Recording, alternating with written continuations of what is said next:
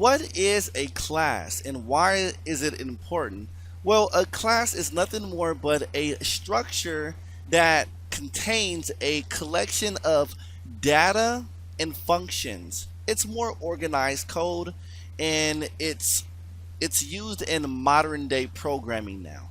What does a class look like? How do we define a class? What does it look like? In PHP, if we want to design a class, we start with the keyword class. So the keyword class lets PHP know that we're going to be defining a new class. After you define the keyword class, it's followed by any class name you want to give it. So I'll just call mine person. And again, you can name your class anything, but it's always good practice, especially when you're defining classes, is to name it represent something in real life or virtually that you're going to be using.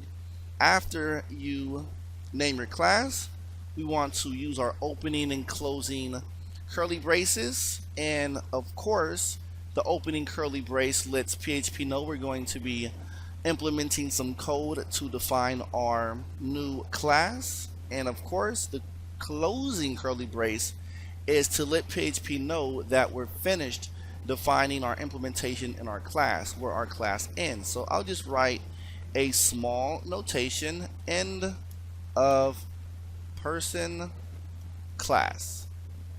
And this is just to let future PHP programmers know that this is the end of the person class.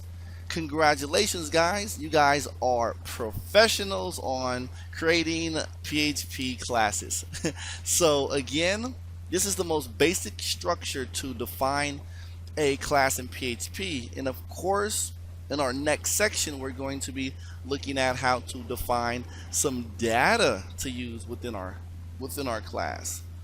Another good habit when you're defining classes is always use comments. So with the comments, it's good and it lets the reader or the programmer know in the future who's ever going to be working with your code. It gives a description of your class. With me, I like to use the word description and just give a short description of what the purpose of your class is. I'll put this class defines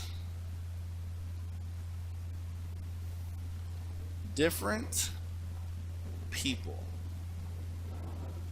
Okay, so that's just a basic, in a nutshell, description of my class. And what I like to do, and it's not required, to close off of my my comments to make it more readable, I just put hyphens around the opening and closing comments. And again, this is just optional, but it is good programming practice in all programming languages to always write comments, especially for your classes, methods, functions, or etc. as well. Again, this is the most basic structure of defining a class. You have your class keyword, which lets PHP know that you're going to be defining a class, and your person, which I use for my class name, is person. Your word is going to be anything you want to name your class, and you just use your opening and closing braces. But in our next lecture, we're going to be adding data again, because what's the whole point of creating a class if it doesn't do anything? So again, guys, thanks, and I'll see you in our next lecture.